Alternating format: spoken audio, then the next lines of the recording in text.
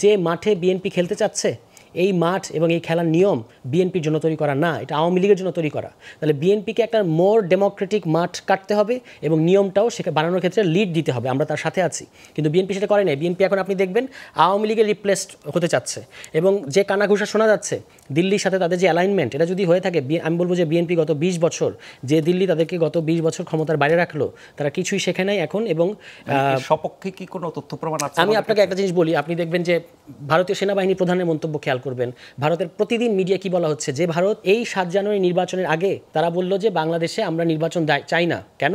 কারণ নির্বাচন আসলে তখন তো বিএনপি আন্দোলনে ছিল, আমরা বিএনপির সাথে ছিলাম কিন্তু যুগপৎ আন্দোলনে। সো তারা বললো যে যদি নির্বাচন দেন তাহলে ইসলামিক ফান্ডামেন্টালিস্ট ক্ষমতায় আসবে। বিএনপিও কিন্তু তাদের কাতারে, তাদের চোখে তখন ইসলামিক ফান্ডামেন্টালিস্ট ছিল, বিএনপি হাইফেন জামাত, এভাবেই তারা প্রচার করতো। সেই ভারতের সেনাবাহিনী প্রধান, এটা কি তার জুরিসডিকশনের মধ্যে পড়ে বাংলাদেশে কখন নির্বাচন আসবে? তিনি বললেন যে নির্বাচিত সরকার ছাড়া আমরা সম্পর্ক স্বাভাবিক করবো না। এবং এখন 7 মাসের ব্যবধানে তারা বাংলাদেশের নির্বাচন নিয়ে ইউনূস সরকার কি চায়, কেন নির্বাচন দিচ্ছে না, ঠিক বিএনপি যেভাবে কথা বলে একই ল্যাঙ্গুয়েজে, বা আমি উল্টো করে বলতে পারি দিল্লি যেভাবে কথা বলছে বিএনপির সাথে হুবহু আপনি মিল পাবেন, মানে ইন টার্মস অফ ইন্টেনশন।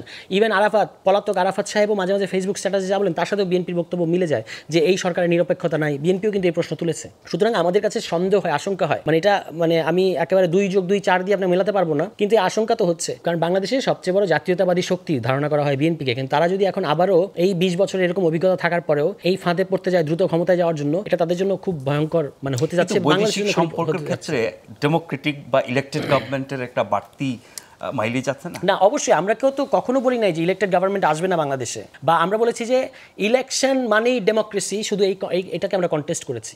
বাংলাদেশে ইলেক্টেড গভর্নমেন্টগুলোর মতো স্বৈরতান্ত্রিক গভর্নমেন্টকে আমরা তো ভেবেছিলাম যে এরশাদের পরে আর বাংলাদেশে কখনো স্বৈরতন্ত্র কায়েম হবে না, কিন্তু বাংলাদেশে আমরা কি 2001-06 শাসনামল দেখি নাই? আমরা কি 8 থেকে 24-এর এই শাসনামলকে দেখি নাই যে ফ্যাসিবাদ তৈরি হলো তো নির্বাচনের মধ্য দিয়ে? তাহলে এই গত 3টি নির্বাচন বা 10 বছর বা 15 বছরের আগে যদি যান, আমি বাংলাদেশের ইতিহাসের বিচারে যে নির্বাচনগুলো হয়েছিল এবং যে সরকারগুলো হয়েছিল সেগুলো তুলনামূলক অন্য সব সরকারের চেয়ে ভালো ছিল না? ছিল, কিন্তু 2001 থেকে 6 রেজিমের কথা 91 থেকে যদি মনে আছে, 91 থেকে 96 প্রথমবার এসেই তো তারা নির্বাচনটাকে বিতর্কিত করেছে। আমি শুধু বলতে চাচ্ছি যে এই নির্বাচিত সরকারগুলো একেবারে পারফেক্ট ডেমোক্রেসি ডেলিভার করতে পেরেছে এরকম আমরা বলবো না, ঠিক আছে? ইনস্টিটিউশনসগুলোকে তারা নানাভাবে প্রভাবিত করতে চেয়েছে এবং বিএনপিও কিন্তু এটার জন্য দায়ী, কম আর বেশি দায়ী। তাহলে তাদের এই পরিস্থিতি সম্পর্কে অ্যাসেসমেন্টটা কি? মানে পরিষ্কার কোনো অ্যাসেসমেন্ট আমরা দেখতে পাইনি। ধরেন এই যে 31 দফা তারা এত ঘটা করে বলে, এই 31 দফায় 70 অনুচ্ছেদ সম্পর্কে কি বলা হয়েছে?